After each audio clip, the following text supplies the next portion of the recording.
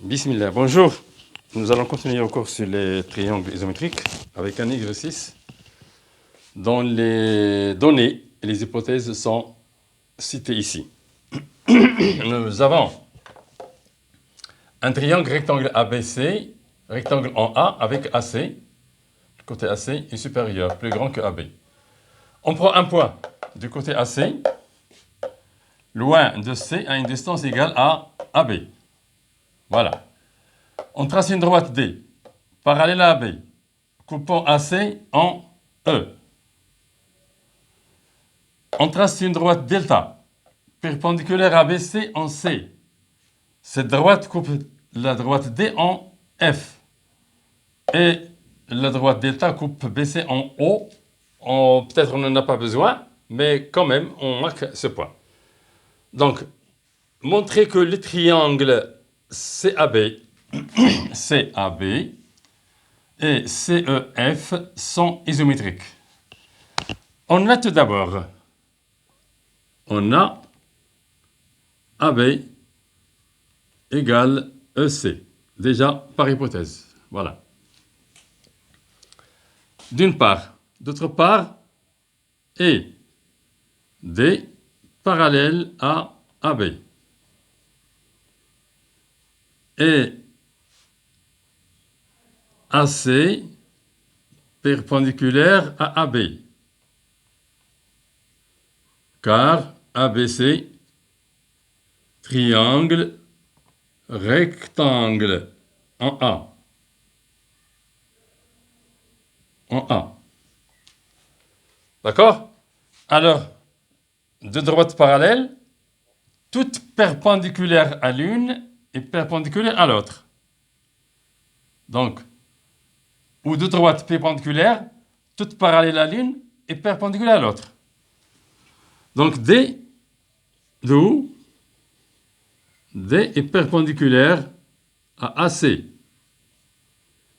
Et E, bien sûr, appartient à D. D'où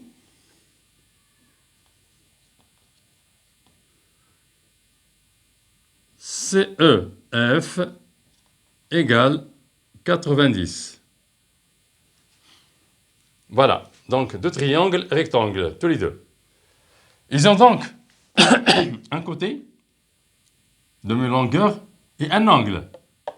Il nous faut un autre angle. Lequel? Bien sûr, cet angle doit être adjacent à ce côté qui est de même longueur, puisqu'on a déjà un angle. Il en faut un autre. C'est celui-là. Alors, or, delta perpendiculaire à BC. Et C appartient à delta. Alors, qu'est-ce qu'on a? BCE plus ECE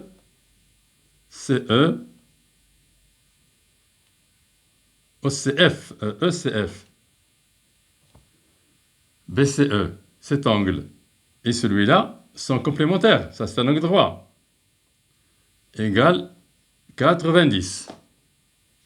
C'est-à-dire que ECF égale 90 moins BCE. BCE, c'est BCA. BCE égale BCA dans le triangle rectangle ABC. D'une part. Maintenant, ABC est rectangle en A. D'où BCA plus CBA égale 90, n'est-ce pas? Donc, CBA égale 90 moins BCA.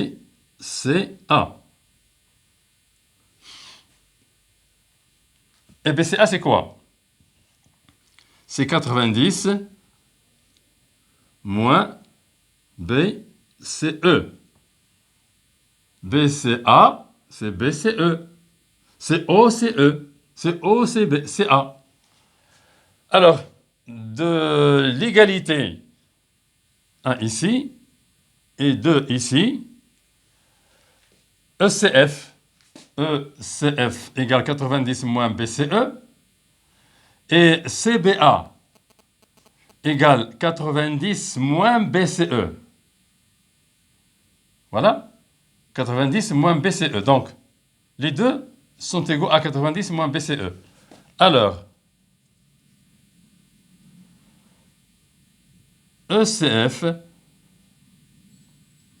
égale CBA. Donc, un cas qui est satisfait ici, c'est le cas d'un angle de même longueur qui est limité, qui est plutôt adjacent à deux angles isométriques de l'un et de l'autre. Cet angle donc est égal à celui-là. Donc, ce côté-là est égal à celui-là, compris entre deux angles ici, égaux à ces deux angles-là.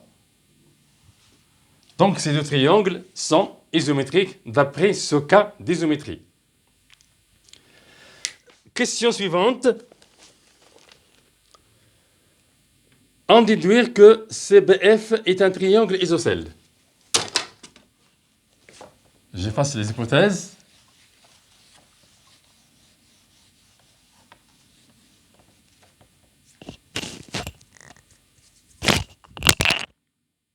En déduire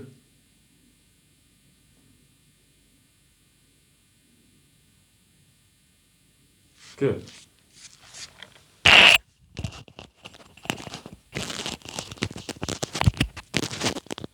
le triangle CBF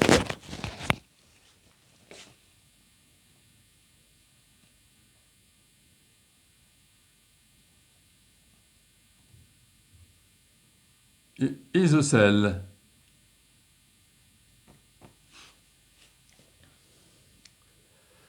Puisque nous avons démontré que les triangles CBF, plutôt CBA, et CBA et C, les triangles qui sont CAB.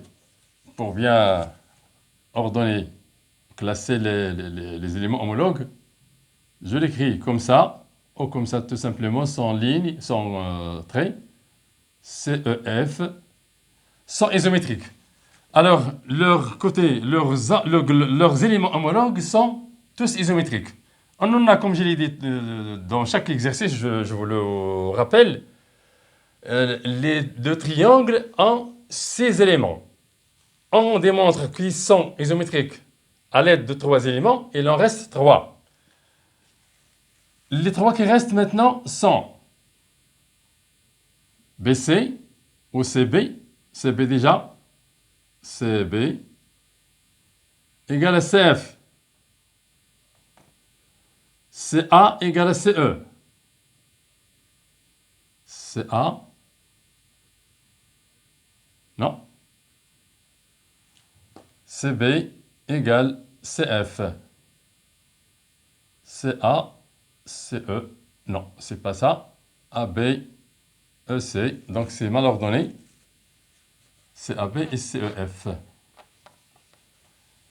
toute façon, on obtient CB égale CF et cela montre que c'est une conséquence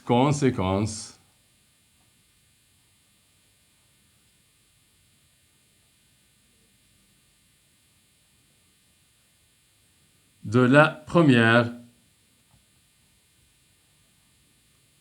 question. D'où ou donc le triangle CBF est isocèle en C. Ça veut dire que ça, c'est égal à ça. Le cours s'arrête ici et on reprend la prochaine fois, Inch'Allah.